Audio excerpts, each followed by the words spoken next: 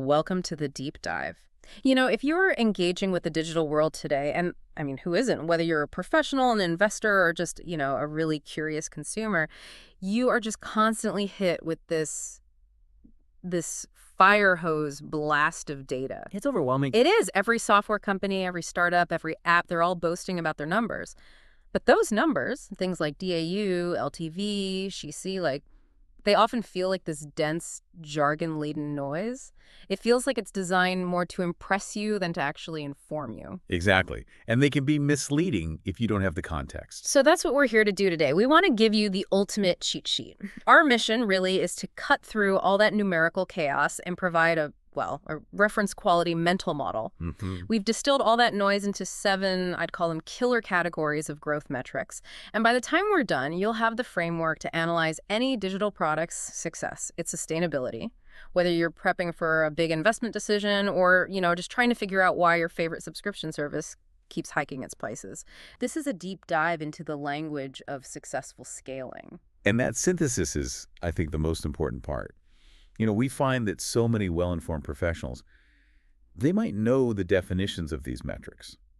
They know what LTV stands for example. Sure, they can recite the formula. They can recite the formula, but they really struggle to connect the dots. True knowledge isn't just knowing the formula for lifetime value, it's understanding how LTV changes when your product quality suddenly shifts. Or, why an investor might prioritize one metric over another at different stages of a company's growth. It's all about the context. It's all context, connection, and consequence. So our exploration today is structured almost like a product life cycle. We're going to start at the very widest point, measuring pure reach. We're calling that breadth. Okay. Then we're going to drill down into how intensely people are actually using the product. That's engagement. And that leads us naturally into the financial metrics, monetization, and crucially, retention. And then finally, we'll look at the efficiency of the whole machine growth efficiency and, the foundational stability, which is product quality. It's a complete analytical toolkit. Okay, let's unpack this. So let's start with the most obvious question, the one everyone asks first. How big is the audience? We begin with section 1, breadth metrics, reach, and distribution. So when we talk about breadth, what we're really measuring is distribution strength. This is the very, very top of the funnel. The big pool. Exactly, the big pool. The question we're answering is just how many unique individuals are even exposed to or active on the product. Precisely. And the foundational trio here, the ones that really establish scale, are those time-based metrics everyone's heard of. DAU, WAU, and MAU. So daily, weekly, and monthly active users. Right. Now, these metrics are, they're essential for establishing a baseline, but, and this is a nuance that the well-informed professional really has to recognize, they're also very easily gamed. Okay, wait, gamed? How do we even define active user in a way that's actually meaningful? And more importantly, how do we spot when those numbers might be inflated? That is a crucial question. A truly active user has to be defined by performing at least one meaningful, value-driven action. Now, for some products, maybe just logging in might count. But that feels a little weak. It's very weak. For others, it has to be the core action. Companies often inflate their MAU by counting a user who, say, just received a push notification, or maybe even just opened an email from the company. A good analyst looks for consistency in that definition. If a company suddenly spikes its DAU without any real change in product usage, chances are they might have just redefined what active means. So these numbers give us scale, but not loyalty. Exactly. Scale is just a starting point. And scale alone is, it's a total vanity metric if everyone leaves immediately, which is why we have to move directly from that raw user count to what you call the crucial insight, stickiness. This metric, it's derived directly from those scale metrics, and it provides the first, simplest measure of habit formation. It is, and it's elegantly simple. Just DAU divided by MAU. It's asking a very simple question. Of all the people who used us at some point this month, what percentage of them are using us today? So the higher this ratio, the more ingrained the product is in that user's daily routine. It just filters out all the noise of those sporadic once-a-month users. So what's a good benchmark for that, a healthy benchmark for that stickiness ratio? What separates, an occasional tool from a daily utility? Well, we've seen 3 pretty clear tiers emerge in the source materials. If your DAU/MAU is less than 10%, you have a purely occasional product. Like what? Think about something you only use during tax season, or maybe an app for monitoring your home energy use that you check, once a month. It provides value, for Yeah. sure, but it's not a habit. Got it. Now, if you can push into that 20% to 30% range, that signals a strong, established habit. The user has integrated the product into their weekly workflow, maybe the project management tool they check every few days, or a specialty news reader. Right, so retention becomes much easier at that point. Much easier. And then you have the powerhouses, the products that have become daily utilities. These boast 40% and above. Wow. Yeah. We're talking about messaging apps like WhatsApp, core social platforms, or those enterprise collaboration tools like Slack. These are essential for the user's daily life or work. Hitting 50% stickiness, which some of the giants do, means your average monthly user is using your product 15 out of 30 days. That is immense. That's platform lock-in right there. It's huge. That's a huge difference. You're really trading sheer scale for an intensity of relationship. Okay, so now let's look at the very beginning of that relationship. Converting someone who's just interested into an actual user. This is the activation rate. And this is where so many products just hemorrhage potential customers. They absolutely do. The activation rate is the percentage of your new signups who successfully reach the first meaningful value moment. It is a metric of success in your onboarding process. If a user signs up but doesn't immediately grasp the core utility of your product, they fail to activate. And they're gone. They're gone, and they churn out really, really quickly, often within the first 48 hours. So the source material gives us a clear way to pinpoint that moment. It has to be an action that confirms the user understood the product's fundamental promise, right? Exactly. For instance, if you're Slack, the meaningful moment isn't filling out your profile. It's sending the first message or joining a critical channel. Right, it's communication. It's the core loop. For a complex, open-ended tool like Notion, it might be creating and sharing their first page. And for a simple e-commerce platform, it could just be the act of adding an item to the cart, because that demonstrates purchase intent. Okay, that makes sense. So if 100 people sign up and only 40 of them complete that meaningful action, you have a 40% activation rate. The other 60, they're just lost to poor onboarding or, a confusing design. Now, we also have to look outside the product itself at market context. We have to track market penetration, which is what? The percentage of the total addressable market? That's right. What percentage of the TAM is currently using us? If you've captured, say, 5% of an absolutely massive market, you know your growth potential is still huge. And finally, we have to reiterate the importance of diagnosing that top-of-funnel reach, page views, impressions, installs. And this is so important. These are crucial diagnostic metrics for your marketing and distribution channels. But they are not, and I have to repeat this, they are not a measure of product quality. Right. You can go out and buy 10 million installs, but if your activation rate is a measly 1%, you've just bought 9.9 million uninstalls. So, summarizing this for the professional listening, weak breadth signals what kind of failure then? Weak breadth is almost always a failure of distribution or onboarding. You have a leaky front door. You're either failing to attract the right audience or you're confusing them the moment they walk in. Now, if your retention metrics, which we'll get to later, are strong for the few users you do manage to activate, Then the product itself is probably okay. the core product value is likely fine. You just need to fix your marketing channels and your onboarding flow. It's an acquisition problem, not necessarily a fundamental product market fit problem. Okay, that sets the perfect stage for our next category. So once they're through the door and they're activated, we stop counting heads and we start analyzing behavior. We're moving into engagement metrics, the depth of use. Are they just wandering around in there, or are they truly deriving intense value? This is exactly where the product's value is proven. Engagement answers the question, are users actually using the product meaningfully, repeatedly, and intensely? If they're highly engaged, they're forming habits. And habits are the rocket fuel for long-term retention. All right, so let's break down the basic measurements of that intensity. Let's start with time and frequency. We look at session frequency, so how many times a user returns per day or per week. For a B2B collaboration tool, I imagine you'd expect something like, 5-10 sessions a week? At least, yeah. Yeah. And then we look at session length, the time spent per session. And here is where the professional really needs to be nuanced in their thinking.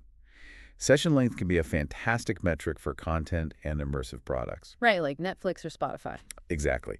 If you're Netflix, you want session length to be as long as possible. It signals immersion. It means your content recommendation engine is working. But that's not always true. No, it's not.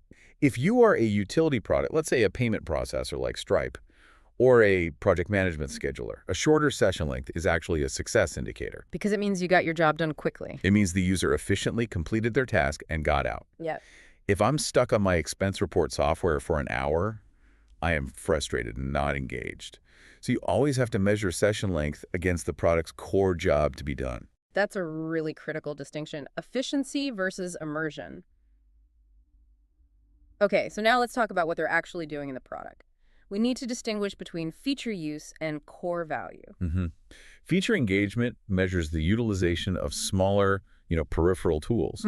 If you offer a dark mode or some advanced search filter, tracking its usage percentage helps you prioritize development. If only 2% of your users are using a feature that took 6 months to build. That's a massive waste of resources. It's a huge wasted investment. But the more critical metric is the core action rate. Here, you're measuring the percentage of your active users who are performing the absolute main job of the product. Okay, give us some concrete examples of that. Sure. For a product like Airbnb, the core actions are not just logging in or updating your profile. They are searching for a stay and ultimately completing a booking. The things that actually lead to business value. Precisest. If you have 10 million DAU, but only 100,000 of them are actually performing a search, your product is basically massive window dressing. Users are likely using it for some auxiliary reason that isn't going to translate to revenue. For a B2B product like Stripe, the core action rate is often tied to technical measures, like the volume of successful API call processed, which directly measures money movement. So the insight here is really about diagnosing the difference between a user who is just passively scrolling versus a user who is actively investing their time or their money into the platform's core utility. Exactly. And this leads us to the outliers, the segment that often determines the product's entire future, the super users. Okay, this is where it gets really interesting. We use the power user ratio to identify this group. The percentage of users who have engagement levels that are significantly higher than the average, right? They're often hitting specific frequency or volume thresholds. So why should we as professionals obsess over this tiny segment? Because of the 80-20 rule, the Pareto principle. These power users, they disproportionately contribute to future revenue, they drive word-of-mouth growth, and they are your most resilient cohort against churn. If your power user ratio starts to shrink, it is the earliest possible signal that your product quality is deteriorating. Because the people who rely on it the most are pulling back. They're the first to notice. They are the market's leading indicator for the health of your product market fit. And on top of that, they often provide the most valuable feedback on what features you should prioritize next. So we've gone from counting heads to analyzing depth. What is the single most dangerous analytical trap when you're looking at engagement metrics? Oh, the dangerous trap is mistaking a high DAU for deep engagement. As we discussed, a high DAU combined with a low core action rate and weak session frequency. It just masks a significant churn risk. These users are shallow. They're very shallow, easily distracted, and they have zero loyalty. If a competitor comes along and offers even a minor incentive, they are gone. You have high breadth but very low depth. It means your product is good enough to look at, but it's not good enough to rely on. And that vulnerability is just hidden behind a seemingly healthy but ultimately meaningless high daily active user count. Okay, so they're using it deeply and regularly. Now comes the moment of truth. We have to understand how delivering all that value translates into capturing value. We're transitioning into monetization metrics, which are absolutely essential for determining long-term sustainability. This is the financial pivot. We are now measuring how effectively usage turns into actual revenue.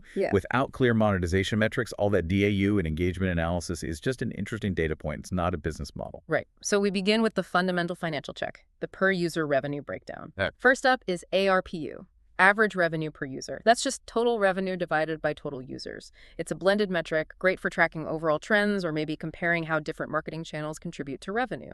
But for the vast majority of digital products that are using a freemium or trial model, the much more revealing metric is ARPPU. That's average revenue per paying user. Okay, so this isolates the paying customers. It isolates the financial strength of your most committed users. If you have, say, 1,000 total users, but only 50 of them pay, ARPPU tells you the average value of those 50 users. If your ARPPU is steadily rising, it indicates your paying users are seeing increasing value. Maybe they're upgrading to higher tiers or buying add-ons. And if it's falling? If your ARPPU is falling, you might be successfully acquiring a lot of new customers, but you're failing to upsell them value once they actually commit. Moving from the average to the conversion itself, we have to track conversion rates. This is that pathway from non-paying to paying status, right? Free to paid, trial to paid, and critically, tier upgrades like basic to premium. These rates quantify the strength of your paywall and the clarity of your tiered value proposition. A really significant finding from the source material is that for B2C SaaS, a 5% free-to-paid conversion rate is considered quite robust. 5%. That seems low, but I guess in that context, it's strong. It is. Anything lower suggests either your free offering is too generous and it's cannibalizing your paid product, or the jump in value to the paid tier just isn't compelling enough to justify the cost. All of these steps, they lead to the ultimate financial predictor, the metric that seems to govern almost every strategic decision in scaling a business. Customer lifetime value, LTV. LTV is the total expected net revenue a single customer will generate throughout their entire engagement with your product. It is the master key. You simply cannot budget for acquisition, for sales, or even for R&D without a solid, defensible LTV calculation. Let's make sure our listeners have both formulas because they're used in slightly different contexts. The simpler baseline formula is just ARPU multiplied by the average customer lifetime in, months or years. Right. But the superior sauce formula, the one preferred by sophisticated investors, is the one that integrates risk, and that is ARPU divided by your monthly or annual churn rate. Why is that one better? Because churn represents the attrition rate, right? So dividing ARPU by churn mathematically projects the total financial value generated before that customer inevitably leaves. This version inherently links your retention strategy directly to your revenue projections. It's much more dynamic. And understanding LTV, it forces an analysis of risk. First, there's the revenue mix. Is your income reliable? Are you dependent on, say, volatile ad sales or stable monthly subscriptions? A diversified mix is always going to signal more resilience. Second, and this is one that's often overlooked, is concentration risk. If the top 5% of your clients, say 5 major enterprise accounts, are generating 60% of your total subscription revenue, you have massive concentration risk. You're one bad contract renewal away from a disaster. Exactly. Losing just one of those accounts could instantly wipe out your quarterly growth projections. So even if the overall ARPU looks stellar, that concentration signals deep financial instability and an extreme vulnerability to competitive pressure. Ultimately, analyzing these monetization metrics, it guides your feature prioritization. If a new feature doesn't move the needle on conversion rate, or it doesn't boost ARPPU, or it doesn't demonstrably increase the willingness to pay by allowing an upsell, it's probably a feature that should be shelved or at least deprioritized. At the end of the day, that's what it comes down to. So we have paying customers who are engaged. Now, the absolute final test of product value, retention and churn metrics. Do they stick around? Retention is the ultimate proof of product market fit. It really is. If monetization is about the capturing of value, retention is about locking in that value. It measures whether your product continues to deliver value over time.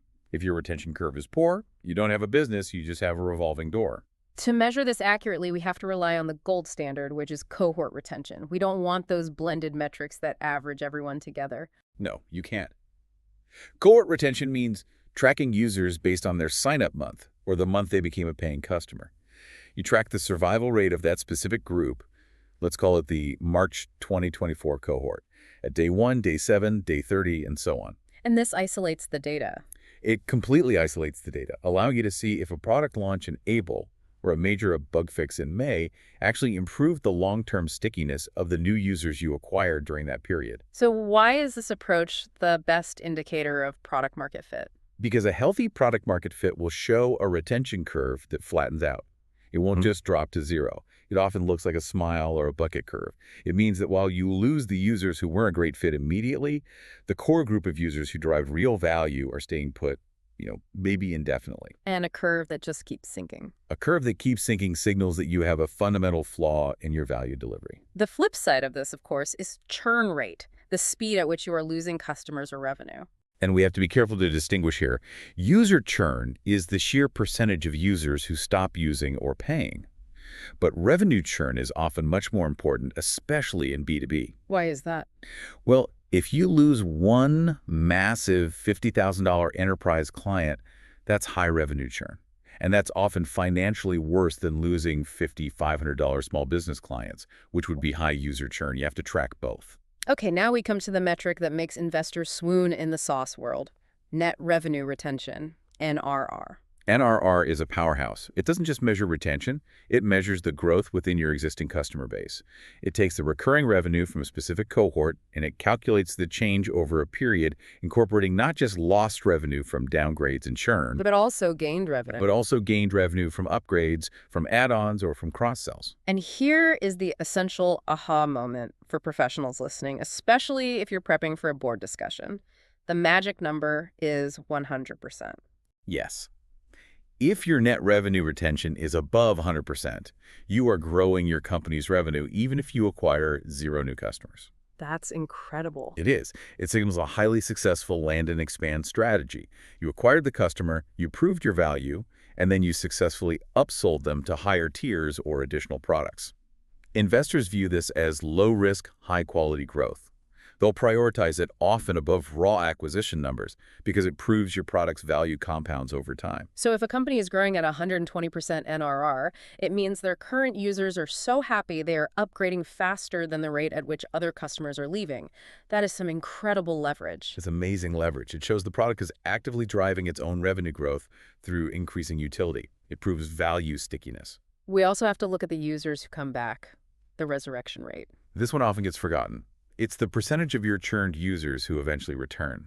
This is especially vital for products with cyclical or episodic use patterns, project tools, academic resources, or specialized travel planners. Right. Things you don't need every day. Exactly. A high resurrection rate shows the product maintains excellent brand recall and a perceived long-term value, even if daily use isn't required. So bringing it all back to the critical lesson here, why does retention trump acquisition? The critical lesson is that growth without retention is simply leaking bucket growth. You are spending all this money to acquire 100 users, only to have 80 of them leave within a few months. It doesn't matter how fast you pour water into the top of a sieve if the bottom is just full of holes. Retention directly drives your LTV, and your LTV determines how efficiently you can spend money. Therefore, fixing retention is mathematically superior to just increasing acquisition because the benefits of retention compound across every single customer you ever acquire. Investors are paying a premium for that compounding stability. Okay, we know they stick around and they are profitable. Now, we have to scrutinize the operation itself. We're transitioning into growth efficiency metrics, and we're asking, how much did it actually cost to get them, and is the overall scaling strategy sound? Right. This section ensures that the underlying financial engine is operating sustainably. This is the check that prevents you from going bankrupt while achieving what looks like phenomenal user growth. The starting point has to be the fundamental cost measure, customer acquisition cost, or SAC. The formula is pretty straightforward. Total sales and marketing spend over a period divided by the number of new customers you acquired in that same period. And as we just established in the LTV discussion, SAC is a completely useless number unless you immediately compare it to LTV. A $100 SAC is fantastic if your LTV is $10,000. But it's disastrous if your LTV is only 50. Absolutely disastrous. So this brings us to the LTV-CAC ratio, the ultimate efficiency metric that really defines your growth strategy and your margin. What are the definitive benchmarks for a healthy business here? Well, we've established 3 core benchmarks. Yeah. If the ratio is less than 1, you're spending more to get the customer than they will ever pay you. You are guaranteeing a loss. Obviously unsustainable. Completely. If the ratio is around 3.1, that's considered very healthy. It means for every dollar you spend on acquisition, you're generating $3 back over the customer's lifetime. This provides a good margin for your operations and R&D. Okay, so wait. If my ratio is 5.1 or even higher, why is that potentially underinvesting? Shouldn't I want the highest possible margin? That seems a little counterintuitive from a classic business perspective. And that is where modern scaling strategy clashes with traditional margin thinking. It's a vital point for any well-informed professional. A 5.1 ratio means you are leaving money on the table. How so? You could be spending more on marketing, maybe pushing that ratio down to 3.5.1 and acquire a significantly larger market share faster while still maintaining an excellent profit margin.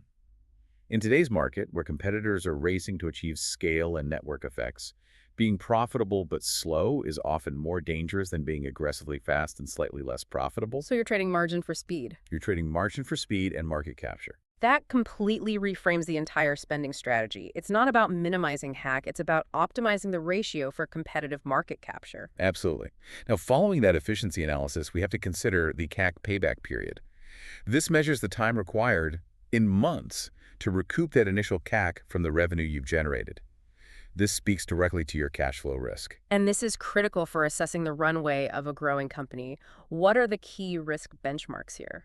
A payback period of less than 6 months is excellent. Your revenue is almost immediately fueling further acquisition. 6 to 12 months is good and generally accepted, especially in mid-market SaaS. But if you start to creep above 18 months, the risk escalates severely. Why? You need continuous large cash infusions just to cover that long period of deficit before you see returns. It makes you highly vulnerable to any market downturn or any failure to raise new capital. Another crucial element of efficiency relates to the origin of your users, organic versus paid growth. This is the percentage of users you acquire without any paid marketing spend. And this percentage directly indicates the strength of your product-led growth, or PLG. If your users are coming through word of mouth, strong SEO, or built-in referral mechanics, your growth is inherently more efficient and more sustainable. A high organic percentage suggests the product itself is so valuable, it's becoming the engine for its own acquisition. And that is the most defensible position a company can possibly hold. And finally, we have the theoretical pinnacle of efficiency, virality or the K-factor. The K-factor is the average number of new users invited or brought in by a single existing user. If your K-factor is greater than 1, you have true self-sustaining viral growth. One user brings in more than one new user, and the loop just becomes exponential. But that's incredibly rare. It is exceedingly rare, we have to note that. It usually only happens for products where the core utility is vastly improved by the presence of others think communication tools, collaboration platforms, or financial transfer apps. If your product is a solo utility, chasing a K-factor above, say, 0.2 is often just a distraction. Okay, so every single metric we've discussed so far, LTV, retention, stickiness, it all rests on a pretty fragile foundation. The product must actually work. So we have to transition to product quality and health metrics. This measures reliability and delight, and we need to understand that poor quality doesn't just annoy users, it directly compounds churn and destroys every other metric we've talked about. This is where we uncover those invisible flaws that can sabotage growth from the inside out. If the user experience is broken, the user will never activate. They'll never form a habit. And your entire LTV projection just becomes work of fiction. We can start with the non-negotiables, the reliability factor, things like crash rate and error rate. For mobile apps, a crash rate above, say, 1% is just a catastrophic failure that immediately correlates with high churn. And something more subtly destructive is latency and performance. This includes things like page load time and API response time. Behavioral economics has repeatedly proven the cost of impatience. Every 100 milliseconds of increased latency can reduce conversion rates by 7% or more. That's staggering. It is. High performance is not a feature. It's an absolute requirement to even be considered competitive, especially in high-frequency environments like financial trading or e-commerce checkouts. Moving beyond just the raw technical function, we need a measure of that emotional connection, which brings us to user advocacy via the Net Promoter Score, NPS. This measures willingness to advocate, which is really the purest form of user loyalty. NPS is derived from that single question. How likely are you to recommend this product? You take your promoters, the 9s and 10s, and subtract your detractors, 0 through 6, and that gives you your score. A positive score means you have more advocates than detractors. What are the benchmarks there? Benchmarks are crucial. An NPS above 30 is good, above 50 is excellent. But the true value of NPS isn't really the number itself. It's a qualitative feedback you get from the detractors. That's what identifies your most urgent product flaws. Finally, we need to turn inward to operational health indicators, starting with support tickets per user. If that volume is high, it's not necessarily a problem with your support staff. No, in fact, it often points directly to underlying user experience, or UX, problems. The focus should be on tracking the reasons for the tickets.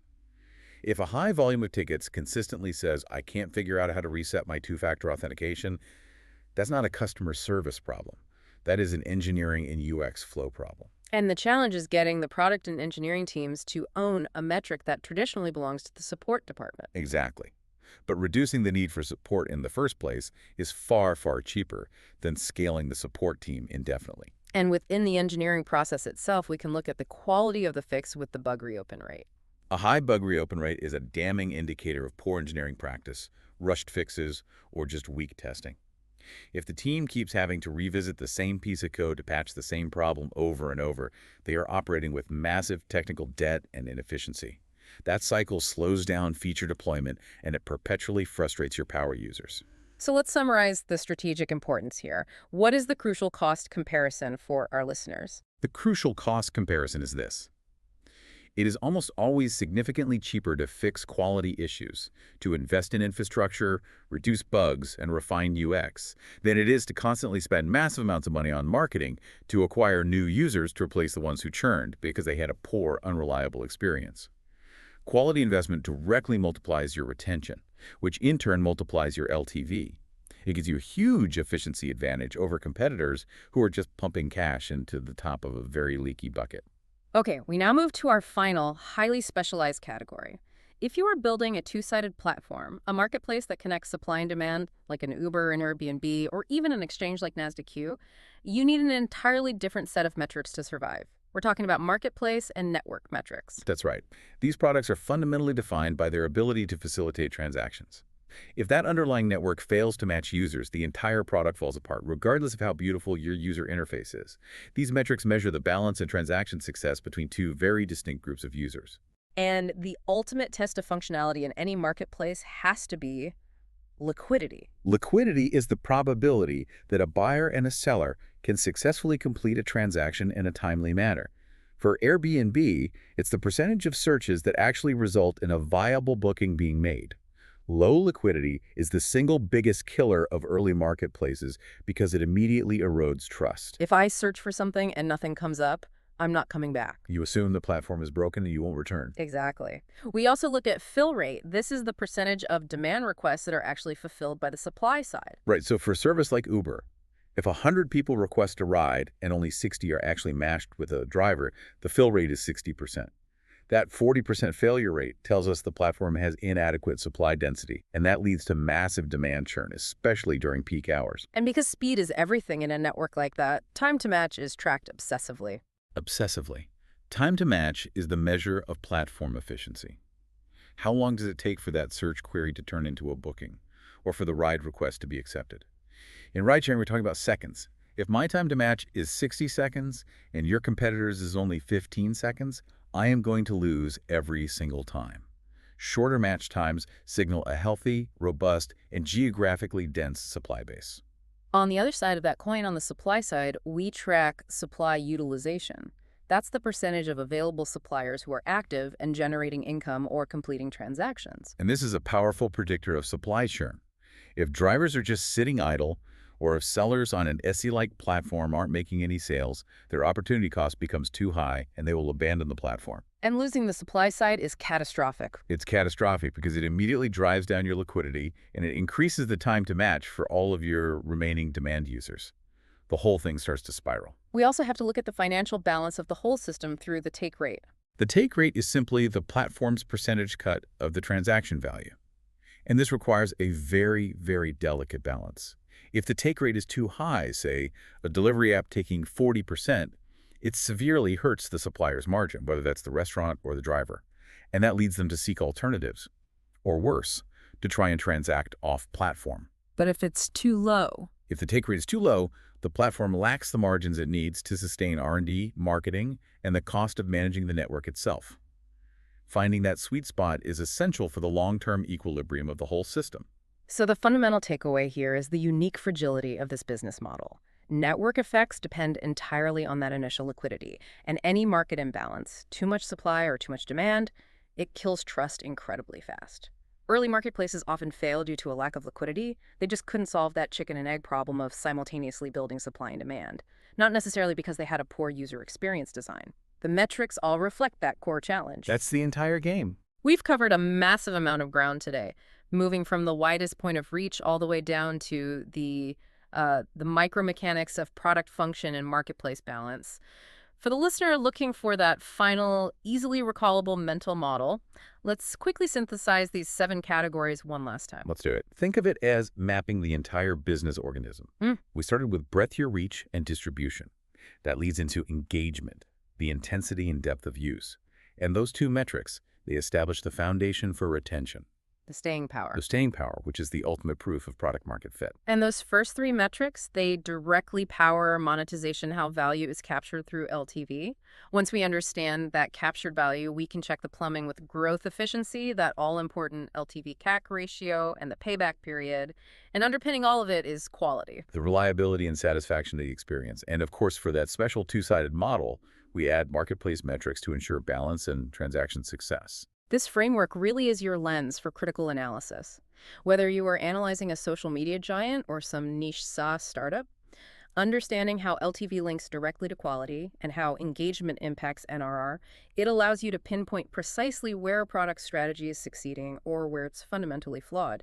You can use this framework to dissect any business model you encounter. It really is a universal toolkit. So what does this all mean? We learned that a company can be highly profitable, right? LTV-CAC of 5.1, but they can also be slow and risk losing their market to a fast-moving competitor.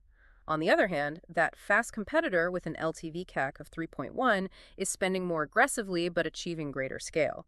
If the market is currently rewarding speed and network effects over high upfront margin, is the company with the 5.1 ratio actually making a smarter long-term decision than a competitor who is capturing the market 3 times faster? What is the correct trade-off between margin and speed in a hyper-competitive field? That is the question that distinguishes a good professional from a truly strategic one. We encourage you to start your analysis there. Thank you for joining us on The Deep Dive.